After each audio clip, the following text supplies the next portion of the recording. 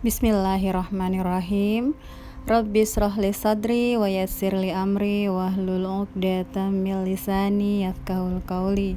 Allahumma shalli ala sayidina Muhammad wa ala ali sayidina Muhammad. Kisah pertobatan Hasan al-Basri. Hasan al-Basri adalah seorang tokoh ulama sufi.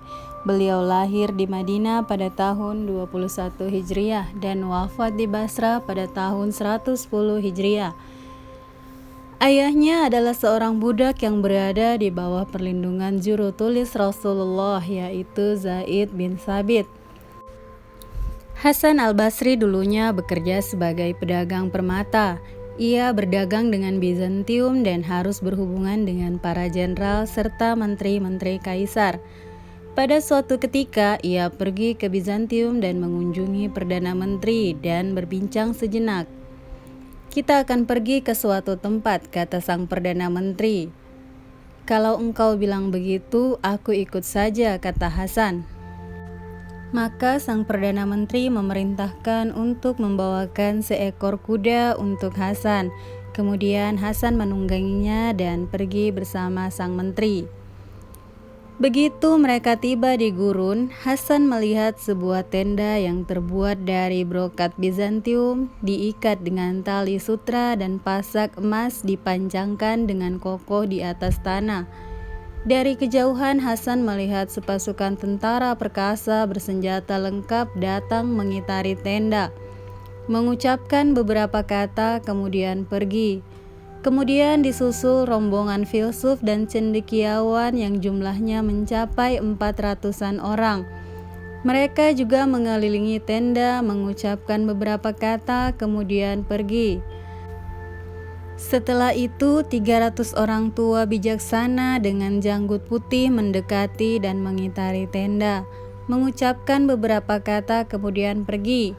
Lalu lebih dari 200 gadis secantik bulan, masing-masing membawa nampan berisi emas, perak, serta batu mulia mengitari tenda, kemudian mengucapkan beberapa kata, lalu pergi. Dalam keadaan terpana dan terheran-heran, Hasan kemudian menanyakan maksud dari semua itu kepada menteri. Lalu sang menteri pun berkata bahwa Kaisar memiliki seorang putra yang kerupawanannya tak terkalahkan, sempurna dalam pembelajaran, dan tak tertandingi dalam arena keperkasaan. Kaisar mencintainya sepenuh hati. Lalu pangeran itu jatuh sakit. Semua dokter terlatih terbukti tidak berdaya untuk menyembuhkannya.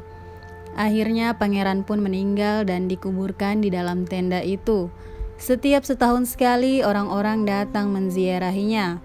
Pertama-tama pasukan tentara mengelilingi tenda.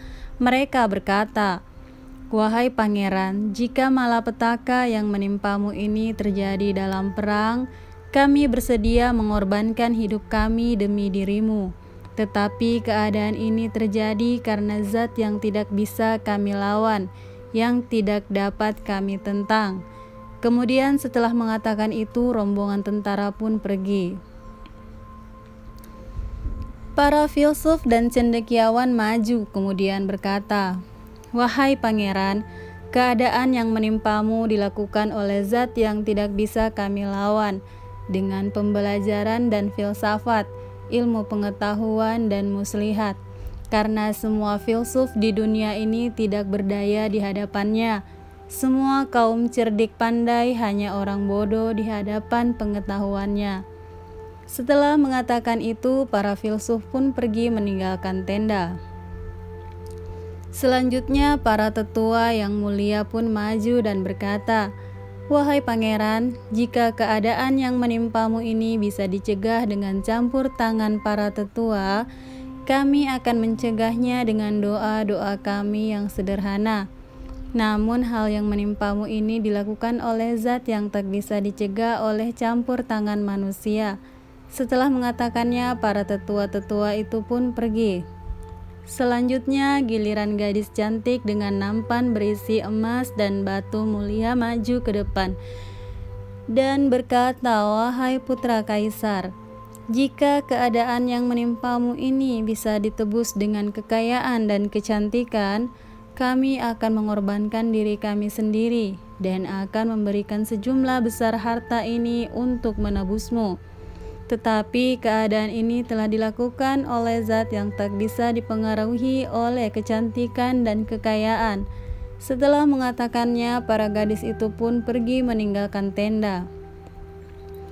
Kemudian Kaisar sendiri didampingi Perdana Menteri memasuki tenda dan berkata, "Wahai buah hati ayahanda, apa yang dapat ayahanda perbuat?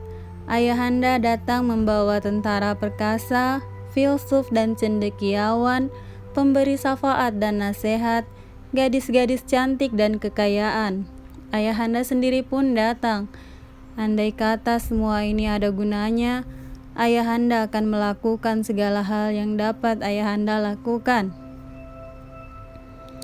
Tetapi keadaanmu ini diberlakukan oleh zat yang di hadapannya ayahmu bersama aparat-aparat ini, pasukan dan pengiring ini, kemewahan dan kekayaan harta ini sama sekali tidak berdaya. Semoga kesejahteraan dilimpahkan kepadamu. Sampai jumpa tahun depan." Setelah mengatakannya, Kaisar pun pergi. Kata-kata Perdana Menteri itu sangat mempengaruhi jiwa Hasan. Seketika itu juga dia pamit untuk pulang. Begitu tiba di Basra, ia bersumpah untuk tidak pernah tertawa lagi di dunia ini sampai tujuan akhirnya menjadi jelas.